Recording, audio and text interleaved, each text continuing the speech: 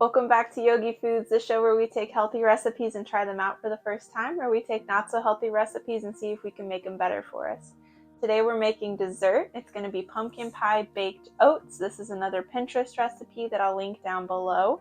This is vegan and lactose free. We're going to be using canned pumpkin, so I have a 1/4 cup of canned pumpkin already measured, or pumpkin puree. We need baking powder, pumpkin pie spice, rolled oats, and I've already blended those down so they look like a little powder. You can put them in a blender, a NutriBullet, or a food processor, and they'll come out looking kind of like flour. We're also going to need maple syrup as our sweetener. We have oat milk instead of a dairy product, vanilla extract, and a little bit of salt. I'm going to use this really cute little oven safe mug that I just got because I didn't have a smaller baking dish, but if you have like a little ramekin or a smaller personal pie sized baking dish, that's what you'll need. You need something safe. We're going to turn the oven to 350, so you need something oven safe higher than that. This is good for 375, so it works out great. We're going to go ahead and preheat the oven to 350. So a couple facts about the milk while the oven is preheating. So we're using oat milk today. Comparing oat milk to whole milk to almond milk, there's good and bad to every dairy product, every substitution. It just depends on what your goals are. I got a little bit of some notes here. So oat milk is lactose free, vegan, cholesterol free, and it has more fiber in it than regular milk. 1 serving of oat milk, so a cup of oat milk, has 45 calories. It has 0.5 grams of fat, sugar-free, 1 gram of protein, and 8 grams of carbs.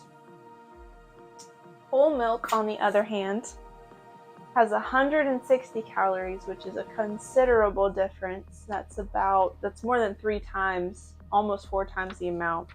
It has 8 grams of fat instead of 0.5 grams. It has 11 grams of sugar, 8 grams of protein, and 12 grams of carbs. So whole milk does have more protein in it.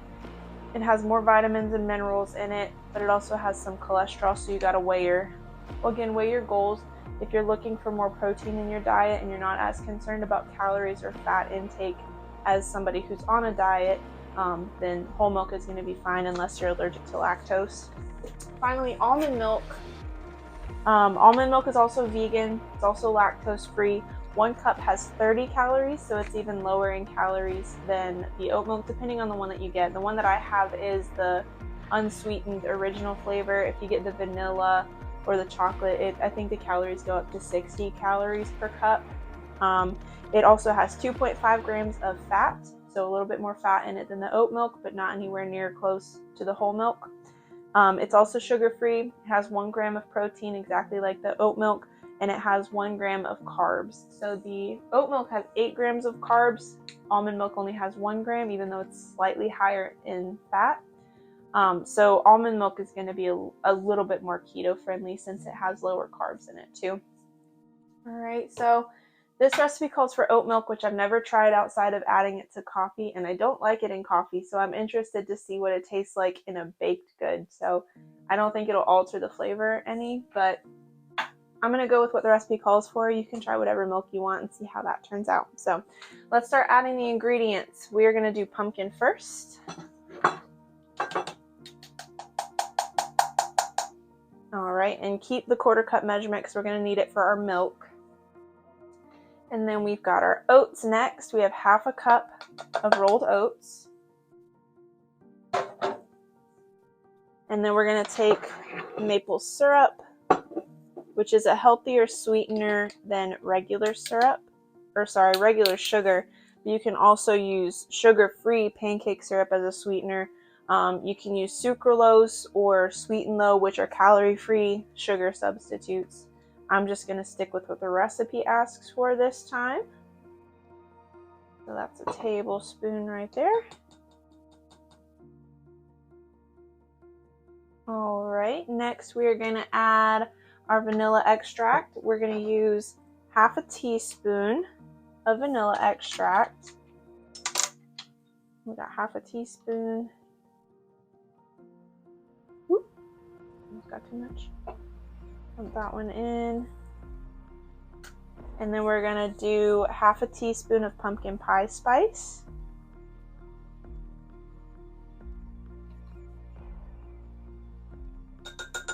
And half a teaspoon of baking powder.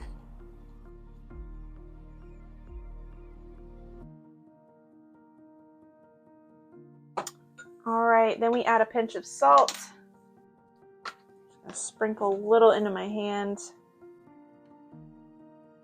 And add a pinch.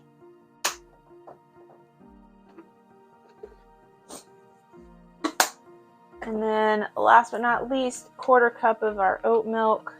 Again, I've never used this. Let's see if we need to shake it first. I know almond milk you're supposed to. It doesn't say to, so we're just gonna dump it in.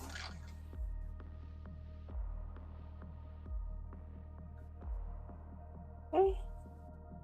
And then we're gonna take a fork and mix it all up.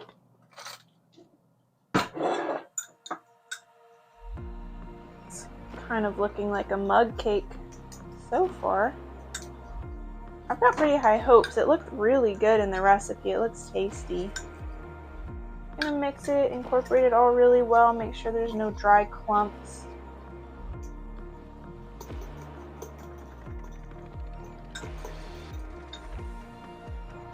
Alright. We could probably use a little whisk in this too.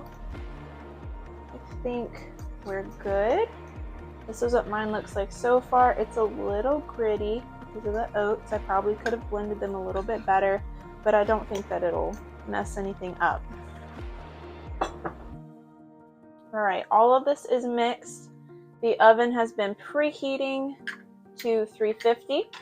We're gonna throw our cake in for 15 to 18 minutes and we'll check back in after that. All right, our oat bowls are out of the oven. I took them out at 15 minutes and they were still kind of wet on the inside. So I threw it in until 18 minutes and it still didn't look cooked. So I put it in for an additional 5. So I guess it was 23 minutes, even though the recipe said 15 to 18. I don't know if that has to do with the dish I used or maybe my oven being so small. Regardless, they look really good. In the video, she uses sugar-free whipped topping on top. So I got some of that as well, just to get the full effect. So we're gonna try it out. Get a little bit of both the whipped topping and the cake.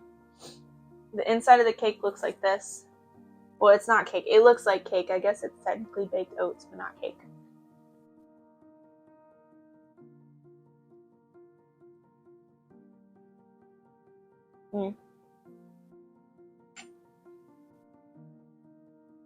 That is really, really, really good. I like that. It tastes like a pumpkin pie or like a pumpkin muffin. That's really good. I would definitely make that one again. Chocolate chips would be good in this too, but that doesn't help it be any healthier. But yeah, I like that one. I'll link the recipe down in the description. If you make it, please comment and let me know how it turned out. Let me know if you changed any of the ingredients, like maybe use a different milk or something. And let me know how that goes. If you like the recipe, please give this a thumbs up and subscribe so you don't miss next week's video. We're going to be making little energy balls for breakfast. I'm going to calculate the macros for this one and put those in the links down below if you want to also put the macros for the different milk options too. But yeah, until then, I'll see you guys next time.